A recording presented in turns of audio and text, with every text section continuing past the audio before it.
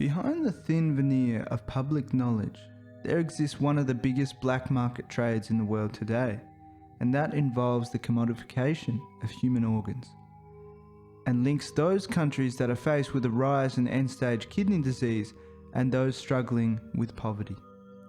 Both are looking to escape their dire circumstances, but only one is given any lasting potential for a better life, as this power imbalance, built on false promises, leaves the victim with no kidney and little hope of finding comfort in their life after the fact. Kidneys. They have an incredibly important role in acting as our body's filters, removing toxins, metabolites, and maintaining our fluid balance. It does this through a series of channels and tubes with incredible efficiency, being able to filter over 200 litres of fluid every 24 hours. While many who are not versed in medicine can appreciate heart problems and the consequences when they fail, our kidneys are paid less attention, despite their incredibly important role. It isn't until you yourself are on the receiving end of kidney failure that one begins to comprehend its significance. So why is it that nearly every adult in this Pakistani village just outside of Rawalpindi is missing a kidney? And why are patients in developed countries turning to online shopping to find a replacement kidney? Muhammad Abbasi was 34 years old when he voluntarily undertook a procedure to remove one of his kidneys. The local kidney mafia had approached many members of his village in an attempt to find suitable candidates that were willing to undertake the procedure. With a son suffering from chronic asthma and a younger child on the way, his measly wage of 4,000 rupees a month was simply too little for the care of his family. With the promise of a significant lump sum that could last him for a very long time, he thought the benefits were worth the risk. But before I dive into his story and the many like him who were put in the same difficult position, let's untangle the history of kidney transplantation and how the commodification of human organs rose to prominence. Before dialysis, those who were given the diagnosis of kidney failure were essentially given a death sentence. Without the life-saving intervention, one can be expected to drift into a state of lethargy as toxic metabolites build up and it becomes progressively more difficult to breathe until your blood, the very thing that carries life-sustaining nutrients, now delivers toxins that mediate the death of every organ in your body. For this reason, kidney transplantation began as early as the 1900s in order to try and give some hope to those at the end stages of chronic kidney disease. The story of its eventual success is long and tumultuous and riddled with setbacks. As with many early forays into transplantation surgery, experiments from 1902 to the 1920s were primarily conducted on animal species, dogs, monkeys, and lambs. All met with little success, producing no urine and dying within a matter of days. Some short-term transplants between direct family members furthered its advancement, but did little for the plight of patients who were desperately seeking a more permanent solution. It wasn't until two key events that kidney transplantation finally began to be seen as a viable, life-sustaining procedure.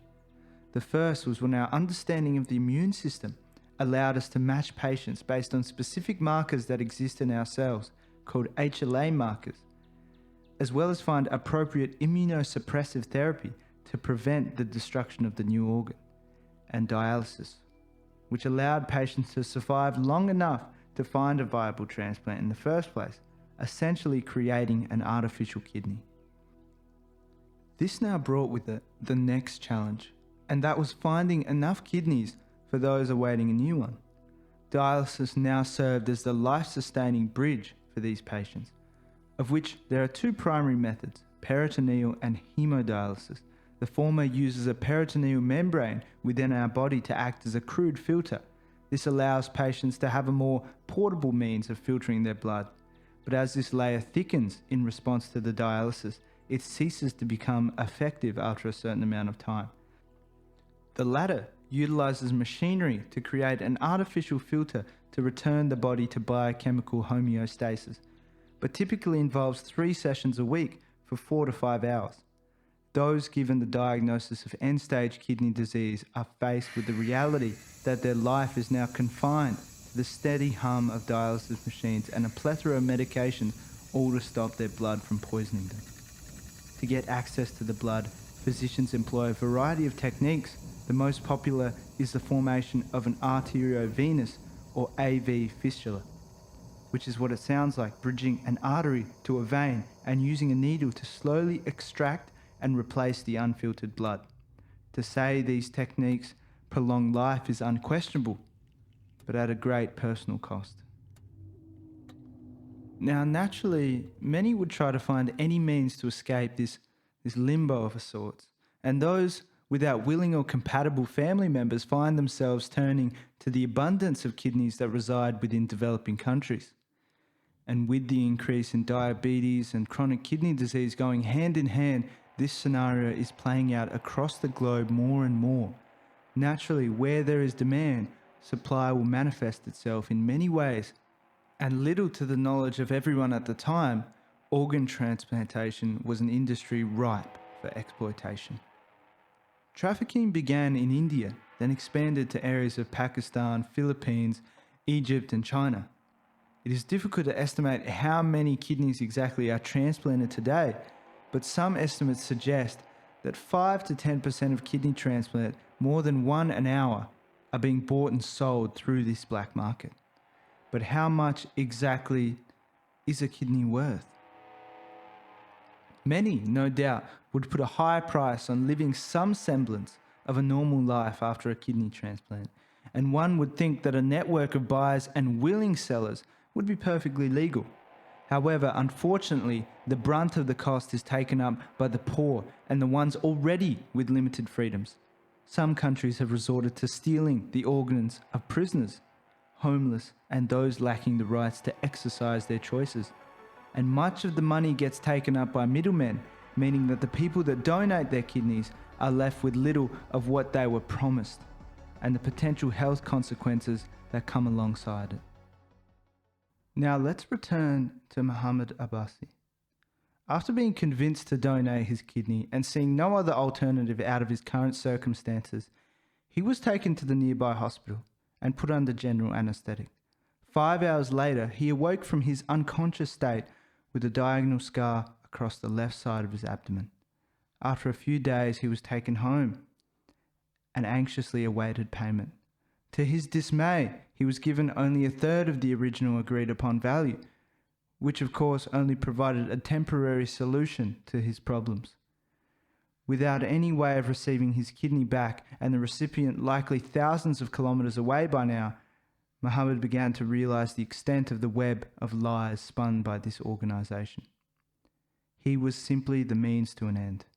He continued his struggle of living paycheck to paycheck, trying to accrue enough funds to take care of his family, while the bitterness in his heart over the exploitation of his situation by the hands of the kidney mafia and a cycle of disparity between the rich and the poor continues on to this day. This pattern of the rich taking advantage of the poor is a well-worn tale, and one that has played out over many generations in many ways, but never quite like the organ trade that takes place today. Despite, in principle, it sounding like a decision made between two consenting parties, the inequalities that motivate either one is not one that should be simply condoned. Still, people continue to commute across the globe in the hope of finding a new kidney. And it's hard to blame them when faced with the harsh reality of living without a kidney. With hundreds of thousands of patients awaiting a life-saving kidney donation across the world and thousands dying each year, the need for kidneys is greater than ever.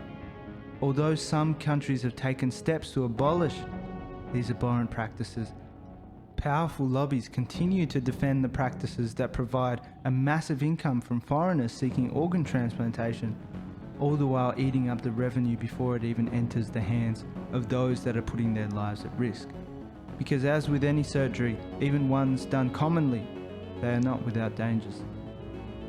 Thank you for staying until the end and joining me on this journey to uncover the organ commodification trade and investigate the hearts and the minds of doctors that perpetuate these practices. If you would like to support the channel, please like and subscribe, and see you in the next episode.